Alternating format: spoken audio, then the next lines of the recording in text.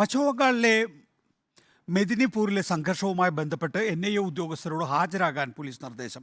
NIA ഉദ്യോഗസ്ഥർ നൽകിയ പരാതിയിലാണ് നടപടി. പരിക്കേറ്റ ഉദ്യോഗസ്ഥരോട് മെഡിക്കൽ റിപ്പോർട്ടും ആക്രമണത്തിൽ തകർന്ന വാഹനവും പരിശോധനയ്ക്ക് കൊണ്ടുവരാനാണ് നിർദ്ദേശം. അതേസമയം പശ്ചിമബംഗാളിലേക്ക് കൂടുതൽ കേന്ദ്രസേനയെ അയക്കാൻ കേന്ദ്ര ആഭ്യന്തര മന്ത്രാലയത്തിന് തെരഞ്ഞെടുപ്പ് കമ്മീഷൻ നിർദ്ദേശം നൽകി.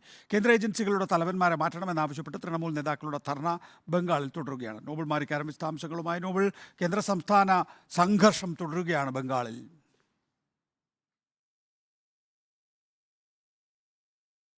നികേഷ്, NIA അതോടൊപ്പം തന്നെ ED അടക്കമുള്ള കേന്ദ്ര ഏജൻസികൾ ശക്തമായ നിലപാട് തൃണമൂൽ കോൺഗ്രസ് നേതാക്കൾക്കെതിരെ സ്വീകരിച്ചതിന് പിന്നാലെയാണ് പശ്ചിമ ബംഗാളിലെ തർക്കങ്ങളും അതോടൊപ്പം തന്നെ കേന്ദ്ര സംസ്ഥാനം തമ്മിലുള്ള പ്രധാനപ്പെട്ട വാക്കുതർക്കങ്ങളും ഒക്കെ തുടരുന്നത്. ഇന്നിപ്പോൾ പ്രധാനമായും ഇപ്പോൾ പോലീസിന്റെ ഭാഗത്ത് നിന്ന് NIA ഉദ്യോഗസ്ഥരോട് ചോദ്യം ചെയ്യൽ നിർദ്ദേശിച്ചുകൊണ്ട് നോട്ടീസ് നൽകുകയാണ് ചെയ്തിരിക്കുന്നത്. അതായത് കഴിഞ്ഞ ദിവസം ഈസ്റ്റ് മിഡ്നാപ്പൂരിൽ ഉണ്ടായ സംഘർഷത്തിൽ NIA ഉദ്യോഗസ്ഥർ നൽകിയ പരാതിയിലാണ് ഇപ്പോൾ ചോദ്യം ചെയ്യലിൽ ഹാജരാക്കാൻ നിർദ്ദേശം നൽകിയിരിക്കുന്നത്. 2 പേർക്കാണ് അത്തരത്തിൽ നോട്ടീസ് ഉള്ളത്.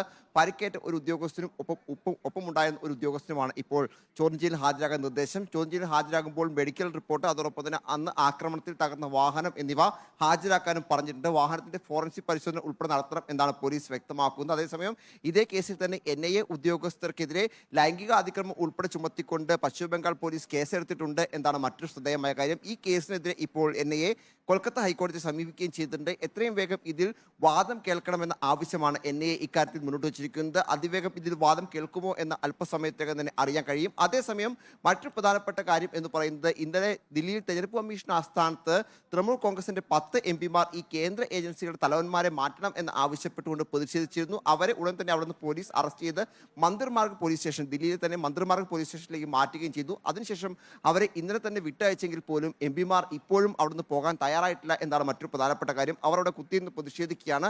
പോലീസ് MP മോശമായി പെരുമാറി എന്താണ് ഡെലികോപ്പിയ അടക്കമുള്ള ആളുകൾ ഇപ്പോൾ ആരോപണം ഉന്നയിക്കുകയും ചെയ്തിരിക്കുന്നത്. 5 മണി വരെ അവരുടെ പ്രതിഷേധം അതേപടി തുടരും എന്നാണ് അവർ വ്യക്തമാക്കുന്നത്. മറ്റൊരു പ്രധാനപ്പെട്ട കാര്യം, ഈ നിലവിലത്തെ പശ്ചാത്തലത്തിൽ പ്രത്യേകിച്ച് സംഘർഷങ്ങൾ തുടരുന്ന പശ്ചാത്തലത്തിൽ പശ്ചിമ ബംഗാളിലേക്ക് കൂടുതൽ കേന്ദ്രസേനയെ അയക്കാനുള്ള നിർദ്ദേശം ഇതിൽ തെരഞ്ഞെടുപ്പ് കമ്മീഷൻ കേന്ദ്ര ആഭ്യന്തര മന്ത്രാലയത്തിന് നൽകുകയും ചെയ്തു.